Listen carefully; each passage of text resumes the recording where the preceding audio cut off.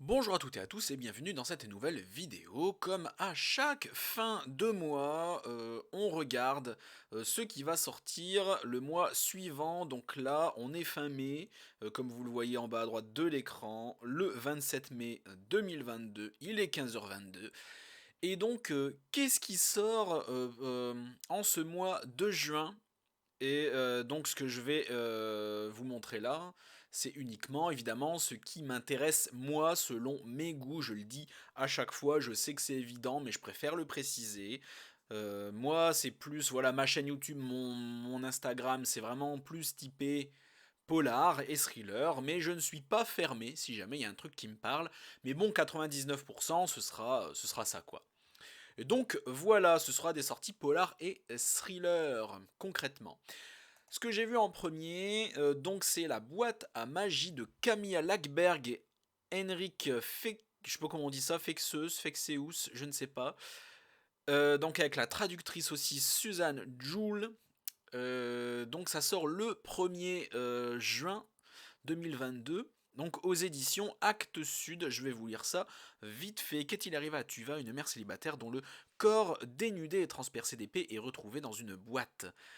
Alors que la scène de crime laisse penser à un tour de magie qui aurait tourné au drame, Mina Dabiri, détective de renommée et hypochondriaque, est dépêchée sur cette affaire des plus burlesques, bla bla bla. Il y a une brigade criminelle qui vient, oh là là, c'est le mystère. Pour multiplier ses chances de résoudre ce crime infâme, elle décide de faire appel à Vincent Walder, la star mentaliste qui affole le petit écran et la scène suédoise avec ses shows surdimensionnés. Donc, un flic ou un détective? C'est ça, attendez, ouais, détective de renommée. Donc, un détective de renommée avec un mentaliste illusionniste de renommée qui vont mener une enquête. C'est ça, Camilla Lackberg, ouais, donc c'est nordique tout ça. Et donc voilà. Donc ce ne sera pas ma nouveauté du mois, mais j'ai trouvé ça vachement intéressant. Les polars nordiques, ils sont très bien réputés. Donc voilà. Ensuite, bon, comment on dit? Camilla Lackberg est quand même un peu connue. Ça, alors j'hésite. Je ne pense pas que ce sera le cas à en faire ma nouveauté du mois. Alors, La Nuit du Hibou de Ye Young Pyun. Alors, je crois que c'est coréen, ce genre de prononciation. L'avocat Yi Ha-in, c'est pas évident, part à la recherche de son frère disparu, employé comme garde forestier dans un village de montagne. Personne sur place ne semble se souvenir de lui, mais Ha-in n'a pas oublié les derniers mots de son frère au téléphone, évoquant un hibou et des arbres menaçants. Il est allé se suicider en fait, comme tous les Asiatiques dans des forêts, finalement. Non, je rigole, c'est de l'humour, ne me tapez pas. Le nouveau garde forestier, ce qui n'est pas entièrement faux non plus, le nouveau garde forestier Inshu est un père indigne et alcoolique, sujet aux accès de violence et aux hallucinations. Secoué par la disparition de son prédécesseur, il commence à douter, blablabla. Donc le frère, il va voir, il va à la forêt et il essaie de retrouver son frère qui a disparu. Donc un roman d'épouvante coréen dans la veine de La petite fille qui aimait Tom Gordon de Stephen King. Je vois un sixième livre de l'auteur apparaître en France. Oui, j'ai déjà entendu ce nom plusieurs fois. Et donc aux éditions Rivage Noir, ça sort le 1er février également. Ah non, c'est marqué. En bas c'est marqué Rivage Noir et là c'est marqué Payot Rivage. Ouais, c'est ça. Des éditions Rivage de toute façon. Donc, en fait, ça a l'air bien, mais je pense que lire des noms asiatiques, enfin coréens tout le temps, ça va me saouler. Et je vais pas me rappeler de tout. Donc au final, je ne pense pas le lire rien que pour ça. C'est dommage. Après, si vraiment je vois plein d'avis bien, et bien pourquoi pas. Alors, sort encore le 1er février, Sous les cendres de Christopher Carlson. Alors, par une nuit froide de novembre 1994, une maison est réduite en cendres. Sous les décombres, une jeune femme est retrouvée assassinée. Ah oui, c'est ça, oui. Pour les habitants de la communauté rurale, oui, donc ils vont accuser l'oncle d'un gamin. C'est ça, c'est celui-là, particulièrement le jeune Isaac Nygvist. Ouais, c'est ça, dont l'oncle est né autre que sa petite amie. Voilà, l'oncle d'un gamin va être accusé du meurtre de sa petite amie. Et donc voilà. Mais il est loin de se douter que cette affaire le conduira au bord du désastre 9 ans plus tard. Donc ça a l'air pas mal. Donc pourquoi pas. Aux éditions Pygmalion, ça fait plutôt envie. Donc pourquoi pas. Après, j'en ferai pas ma nouveauté du mois, mais encore une fois, par la suite, si je vois de bons avis de mes compatriotes, je pourrais me laisser tenter. Pourquoi pas, plus tard. Mais je vais pas vous promettre que ce sera ma nouveauté du mois. Ça ne me fait pas assez envie. J'ai une palle tellement énorme que derrière, je peux pas non plus promettre de lire trop de nouveautés, c'est pas possible. Je lis pas un livre tous les 2 jours, voilà. En moyenne, je lis un livre par semaine. Et un livre pour 10 jours, en gros, c'est ça. Pour 10 jours. Oui, un livre par semaine, je dis ça, non, un livre par semaine. Donc voilà. 4 à 5 livres par mois, on va dire. Donc ouais, je préfère pas trop en promettre. À savoir que je fais un Agatha Christie par mois et un Conan Doyle, enfin un Sherlock Holmes par mois. Un livre de ma palle, plus une nouveauté. Voilà, comme ça je me cale à 4 et si vraiment j'ai encore le temps, j'en cale à 5e, ce qui est rare, hein, n'arrive jamais. Donc j'arrête de raconter ma vie. Nouvelle du front de tous ces auteurs-là. Donc Aurélie Genet, Adé Martel, Pascal Marc Biguet, je n'en connais pas. À moins que je sois complètement inculte, et certains noms qui me parlent un peu, mais pas plus que ça. Donc depuis la nuit des temps, les guerres secouent l'humanité qui imprègne la terre des âmes et du sang de leurs victimes, marquent les peuples et ébranlent les civilisations. Les lieux et les époques changent, mais la violence, elle, reste, c'est vrai. Du récit historique pur, teinté d'un soupçon de fantastique à l'épopée guerrière fantasy, ces 9 histoires vous mèneront sur le sentier de la guerre pour tour à tour vous émerveiller, vous bousculer, vous faire grandir ou voyager. Engagez-vous. Donc c'est des nouvelles de guerre et ça a l'air vachement bien. Ça par contre, donc encore une fois pas ce mois-ci parce que là moi faut que ce soit vraiment un truc qui me fasse grave envie et qui me fasse dire ouais ça a l'air trop bien, je vais vous lire ça ce mois-ci. Faut vraiment que je réagisse fort pour la nouveauté du mois. Mais ça pourquoi pas. Ça franchement pourquoi pas par la suite, encore une fois, si je vois des bons avis, je me jetterai dessus. En tout cas il fera partie de ma palle, peut-être. Donc c'est l'ivresse édition, c'est marqué là, je pense que ça se prononce comme ça, le 1er juin. Ça a l'air très intéressant, déjà ça doit être un service presse ça. 4 étoiles. Mais écoutez, moi je dis pourquoi pas. Le nouveau RJ Elori Omerta qui sort le 2 février. Donc je n'ai encore jamais lu cet auteur parce qu'il n'y a encore aucun de ses livres qui m'a vraiment fait suffisamment envie pour bousculer mes habitudes et me précipiter dessus. Mais voilà, c'est prévu. J'essaie de faire dans l'ordre en fait. C'est ça, dans l'ordre des auteurs. Là je suis en train d'écouler Agatha Christie et Conan Doyle. Conan Doyle ça va aller beaucoup plus vite. Une fois que j'aurai fini Conan Doyle, je passerai à un autre. Je préfère faire dans l'ordre. Alors, écrivain à la dérive, John Harper est bouleversé quand il apprend que son père, qu'il n'a jamais connu et croyait mort, est bien vivant et a été transporté à l'hôpital de Manhattan suite à des graves blessures par balle. De plus, celui-ci est Lenny Bernstein et l'un des pontes de la mafia new-yorkaise. John cherche à découvrir qui il est, blablabla. Donc ça fait très film américain du jeudi soir. Donc, encore une fois, c'est pas un truc qui va me faire lire du R.J. Ellory, pas du tout. Ça fait très classique, mais pour les fans, voilà, pourquoi pas. Pour ceux qui aiment ça. Donc ça sort le 2 juin aux éditions Sonatina. Après, c'est vrai que les éditions Sonatine, en général, j'ai remarqué qu'ils font vraiment de la qualité et que les romans de chez Sonatine sont vraiment très appréciés.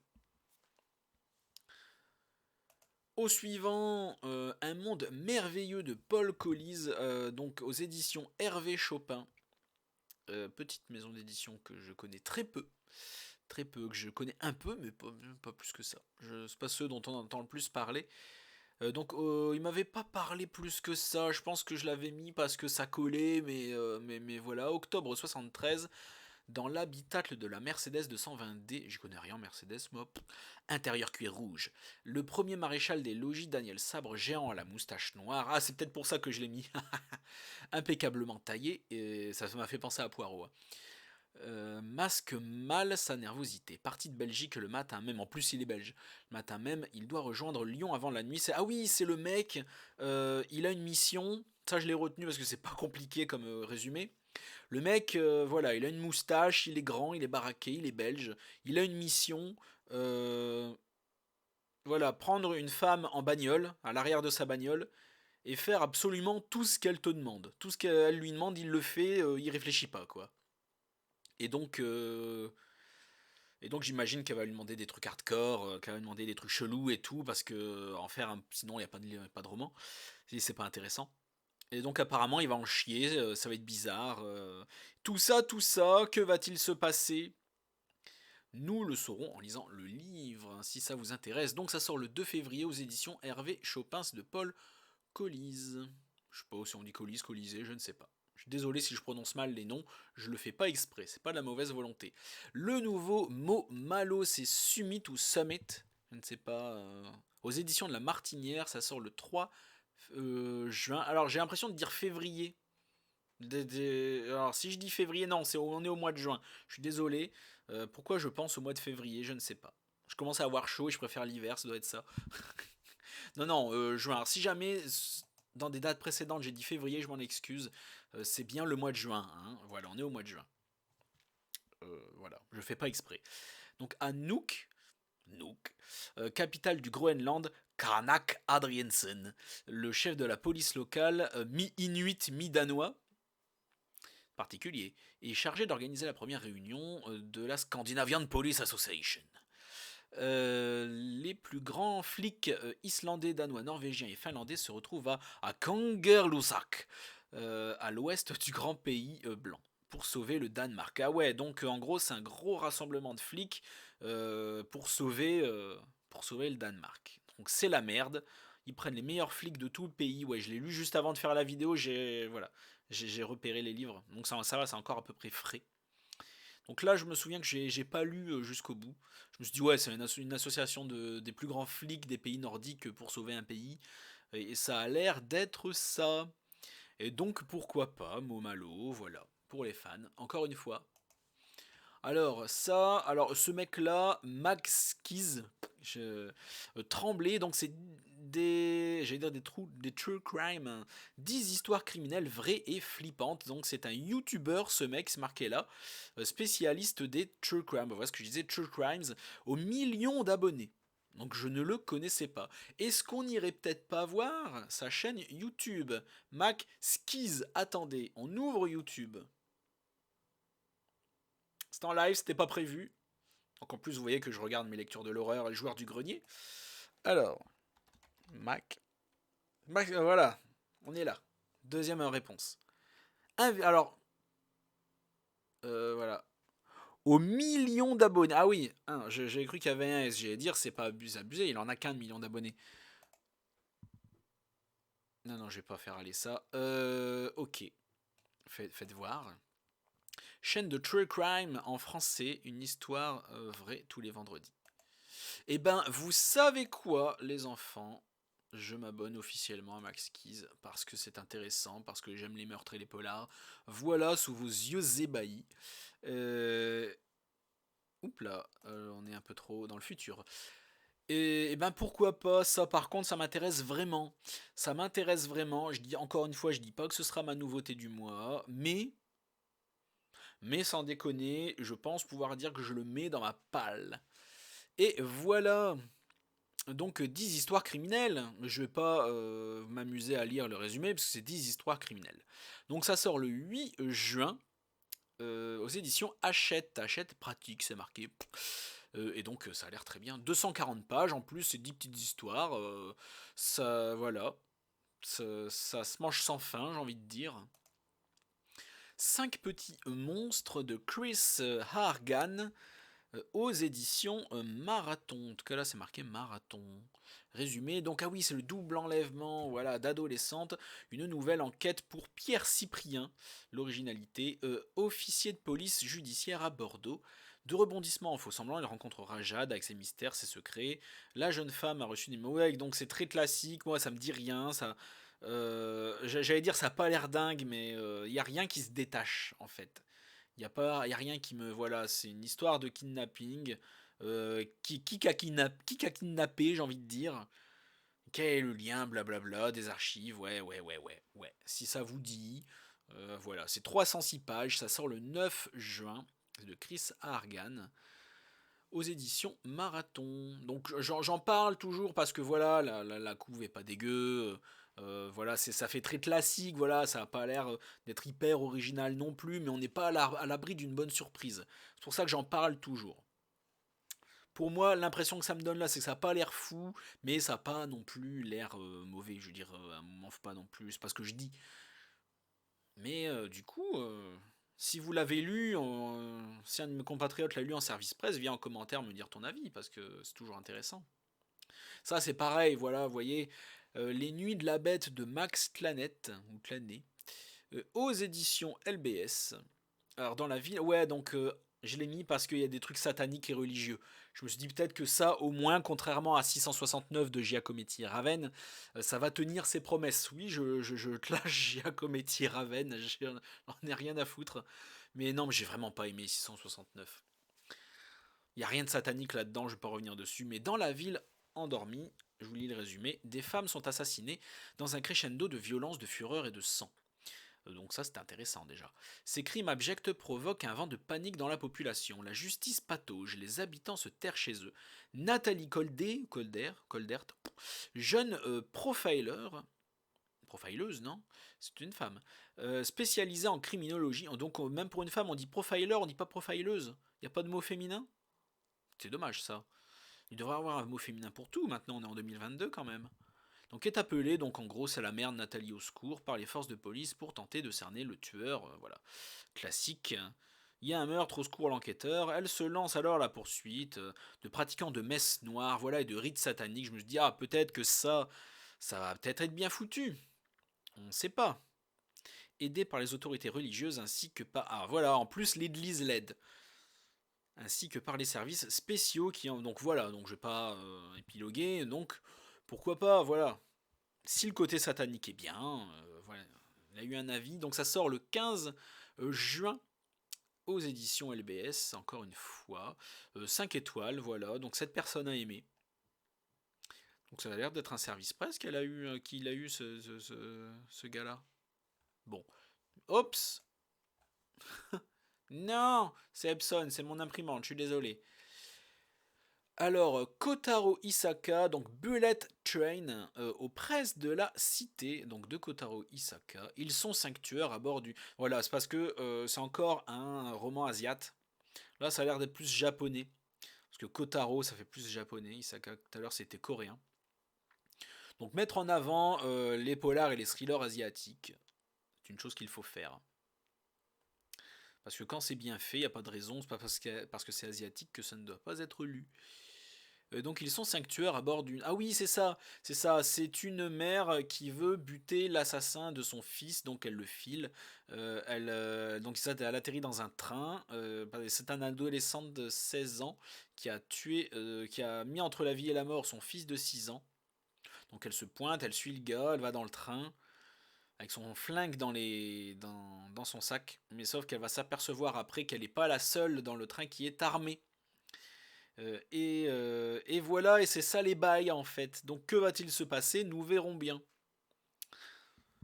Alors voilà, c'est marqué là. Ils sont 5 tueurs à bord d'une Shinkansen qui arrivera à leur destination. Et puis là, tu lis ça tout bas et tout ça pour revenir à la fin. Le crime de l'Orient Express, meet la fille du train, meet usual suspect, le tout à la sauce nippone. Le mec il se met à gueuler.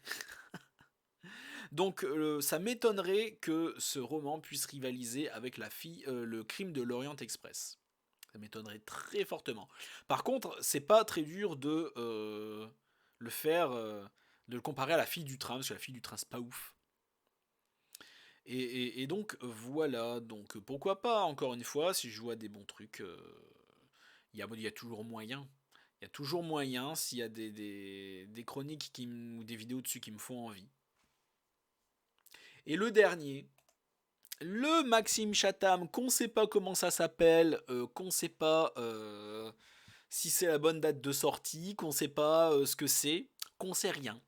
qu'on sait rien. Alors, titre à venir, même si là sur la couverture c'est marqué La Chasse Éternelle. Donc c'est chez Albin Michel, c'est du Maxime Chatham. En général, quand ils mettent ça, c'est marqué provisoire, alors qu'au final, ça va être ça. Donc voilà, le nouveau chat. Alors, il a commencé à en parler sur ses réseaux sociaux en mode ouh, bientôt. Mais il m'avait semblé qu'il avait plus parlé pour l'automne. Vous savez quoi? Je vais aller sur Twitter, de ce pas. Parce que je suis Maxime Chatham sur Twitter, donc en live. Pas sur mon PC parce que voilà. Donc Maxime Chatham, il est là.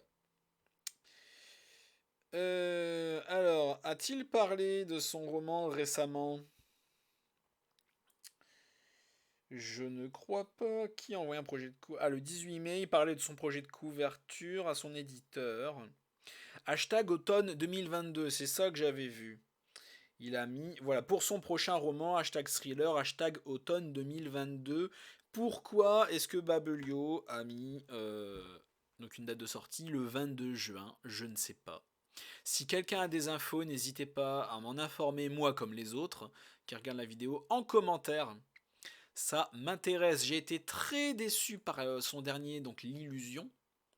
J'espère que la probable chasse éternelle sera mieux. Donc, merci à tous d'avoir regardé cette vidéo jusqu'au bout. Peut-être avant de se dire au revoir, un petit résumé. La boîte à magie de Camilla Lackberg et en Henrik Fexeus aux éditions Actes Sud qui sort le 1er juin. Encore le 1er juin, La Nuit du Hibou de Hye Yang Pyun aux éditions Rivage. Sous les cendres de Christopher Carlson aux éditions Pygmalion. Nouvelles du front, une suite de nouvelles de guerre aux éditions Livresse, Livresse Édition, de tous ces auteurs-là. Ça sort le 1er juin. Le dernier R.J. Ellory, Omerta, qui sort le 2 juin aussi. Un monde merveilleux de Paul Collies qui sort le 2 juin aux éditions Hervé Chopin. Le prochain Momalo Summit aux éditions de la Martinière, donc qui sort le 3 juin. Tremblay de Max Skiz, j'imagine que c'est Skiz. Donc du True Crimes, 10 histoires criminelles vraies et flippantes. Ça fait envie. 5 petits monstres de Chris Argan aux éditions Marathon qui sort le 9 juin. Alors vous croyez que si je reviens là-dessus, mais si vous croyez que si je le tag, il me répondra, on peut toujours essayer, avec son million d'abonnés. Donc le Max Clanet, Les Nuits de la Bête aux éditions LBS, avec du satanisme et tout ça. Bullet Train de Kotaro Isaka aux éditions Presse de la Cité. Et si jamais vous avez des infos autres que ce que Maxime Chatham met sur Twitter, donc ça m'intéresse. Il a annoncé ça pour l'automne. Babelio annonce ça pour le 22 juin. Donc à voir. Et voilà, donc comme je le disais, merci à tous d'avoir regardé la vidéo jusqu'au bout. N'hésite pas à t'abonner à la chaîne, à liker la vidéo, à la partager, tout ça, Instagram et Facebook et tout ça. Quoique j'ai enlevé mon Facebook, donc Instagram et Babelio. Tout ça sera en description. N'hésite pas à t'intéresser à mon propre roman policier, Dirty Work Funeste Avidité, aux éditions Amalté. Mon retour de lecture sur le dernier Franck Tilly et Labyrinthe devrait arriver demain, après-demain, je ne sais pas, bientôt. Je vais lire pour le dernier livre du mois de mai, Respirer le noir. En tout cas, ce que je vais faire comme le Sherlock Holmes de ce mois-ci. J'ai lu les aventures de Sherlock Holmes, c'est 12 nouvelles. Pour ceux qui ne savent pas, j'ai lu les 6 premières nouvelles. Comme ça, je rends justice à chaque nouvelle, je peux vraiment bien en parler comme je veux, histoire de pas faire une vidéo trop longue. Et je pense faire pareil avec Respirer le noir. Je vais lire la moitié là des nouvelles et garder l'autre moitié pour le mois de juin. Et donc, voilà, merci à tous et à la prochaine chez Alistair.